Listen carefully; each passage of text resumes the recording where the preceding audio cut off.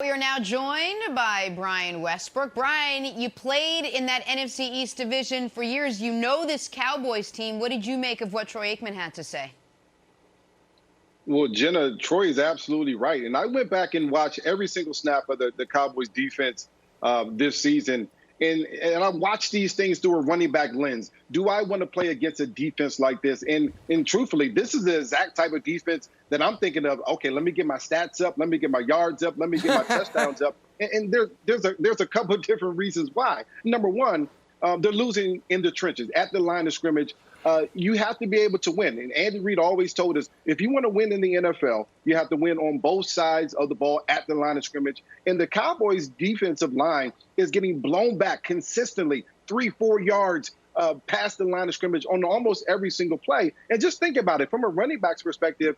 If the defensive line is getting blown back 3-4 yards, now as a running back, I'm not getting contacted until 4 or 5 yards down the field. So I'm getting hit by safeties and linebackers 4 or 5 yards down the field. If I don't break any tackles, I have a successful run if I'm getting tackled at 4 yards after the line of scrimmage. So there's just no way to be successful getting blown up at the line of scrimmage if you're the Dallas Cowboys. The second part is they're a bad tackling football team. I'm talking about heads down, eyes closed, arm tackling. No one's running through guys trying to make physical, aggressive tackles. They're tackling very bad. And the last thing, and to me, this is the most damning part. This is the thing that you just can't excuse. And Troy mentioned it.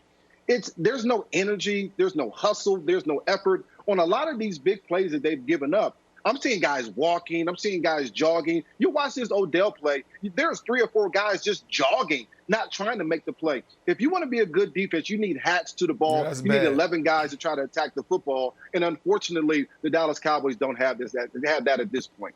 Yeah, I mean, we're probably seeing a lack of effort because they're mentally exhausted. I like Coach Nolan. You know, I used to have great conversations with Coach Nolan on the sideline. I had him as my defensive coordinator in Denver in 2010 when Coach McDaniels was the head coach. The following year, went to Miami. Coach Tony Sperano was the head coach, brought in Coach Nolan to be that DC. And I just remember those guys in between drills, in between periods, going over what they went over in the classroom. And I just remember thinking, like, if you guys don't have it now, you're not going to have it on Sunday. So for me, Coach Nolan is a very smart coach. But if you don't have smart players to be able to run your defense and your scheme, then you can't run it. There's no offseason, no preseason. We talk about that every single week. You can't come in and throw everything at them. And that's what we're saying, especially when you have a banged-up secondary. They need help. They need to go sign the safety right now. I mean, you got some veteran help out there right now. You got Eric Berry, you got Tony Jefferson. And I said Eric Berry. Like, that's what you need, somebody who's respected, someone who can galvanize that secondary and say, listen, we're playing simple quarters. We're playing quarter, half. We're playing cover 1, cover 3. Do your job. You have this third. You have this quarter. Do your job. You can look at some of these plays in the back end. We don't have to run these clips right now, but it comes down to stabilizing that secondary. Coach Nolan simplifying that playbook. I reached out to some of my old Denver Bronco teammates on a defensive side. I'm like, hey, tell me a little bit about your time with Coach Nolan, and was this a complicated defense to learn? They said very. He built it in a way where everybody can make plays. The nose guard can lead the team in tackles, and something was really interesting. He's like, it's hard for him to simplify. He can't simplify it. So this is going to be really telling. You have George Edwards behind him. I think it's too early to make this move, but he's definitely on the hot seat. When you have that guy behind you that spent 5 years with Coach Zimmer, who's a defensive genius, you got to wonder if they're going to make that move in the next coming weeks. And Brandon, you're talking about their breakdowns on the back end. I'm going to talk about the simplest thing for a defensive player to do: rush the passer. Like, we got a blind reveal for you. I'll give you a hint. It's a Cowboy and a former Cowboy, and we can show the two numbers this year. One of them is the highest paid Cowboys player on defense. The other is a guy who used to play for them who's now on a minimum salary. Show who those two people are. It's DeMarcus Lawrence and former first-round pick Taco Charlton.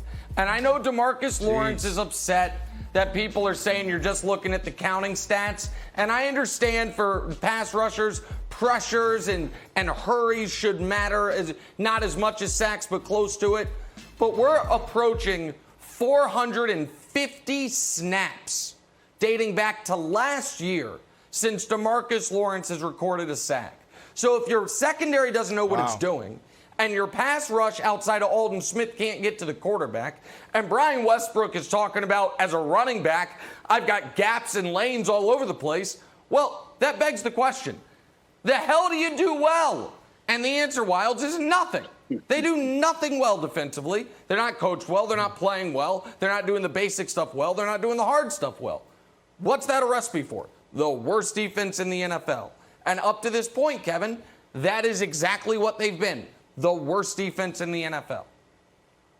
Yeah, so I think Mike Nolan has to prove it this Sunday against the Giants. You're going up against Danny Dimes and the most creative mind in football, Joe Judge. But the Giants are not a good offensive team. Danny Dimes has been sacked 14 times. He's 22nd in the league in yards per game. He's got as many touchdowns as Jarvis Landry. And Brian, they play the Eagles. Cowboys play the Eagles on November 1st. If you want to suit up again, then you might get a chance. But I don't think if this game goes well, I don't think you'll be playing against a Mike Nolan defense. You're going to have somebody else you have to deal with. So I think that this is the game. That if the Cowboys look bad here, you know, as Bernie Mac said, there's going to be some furniture moving. This cannot continue. But it's not even telling if they look good against the Giants, right, Brian? Oh, go ahead, Matty. Well, no, you're absolutely right. Even if they look good against the Giants, that doesn't really say very much. But one of the other things that I think about is how offensive teams and defensive teams helps each other. The offense for the Cowboys have to do a better job of not putting their defense in a bad situation. We're talking about Dak with 3 interceptions and Zeke with 3 fumbles. Stop turning the ball over. Stop giving up short fields. Stop putting your defense right back on the field. You want to make a team, your defense, able to get some Gatorade, get some water, sit on the bench, and get some rest, not to have to go right back on the field. Offensively, they're not helping a defense that is struggling as well.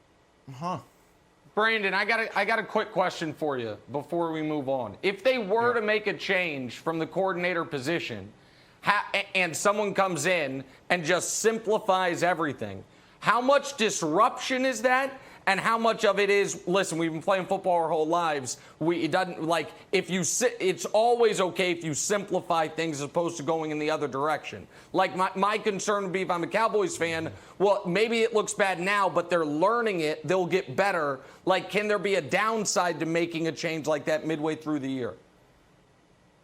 No, I mean it could have the opposite effect. It can energize your locker room. It can energize your defense. You know, you got to think about 2 weeks ago, Jalen Smith made a comment saying we need to simplify what we're doing on defense. So they're already talking about this in the locker room. Brian, you know this. In the locker room, we call these small pockets, and those small pockets, and I hate to use this example, but you hear it all the time, but it becomes cancerous. You know, and we try as leaders in the locker room to break up those small groups, because you have guys going in saying, hey, did you hear what Coach called? I don't like that. What do you think about what Coach is putting in this week in this package? And that's when the integrity of what you're trying to do on a defensive side, on the side, you have no buy-in. That's when it's disruptive. So when you come in and you make that move and you just simplify it, it could potentially energize this group. Thanks for watching. Subscribe here to get the latest from the show. Also, be sure to check out more of the best clips from First Things First, or go watch a few segments from our other shows on FS1.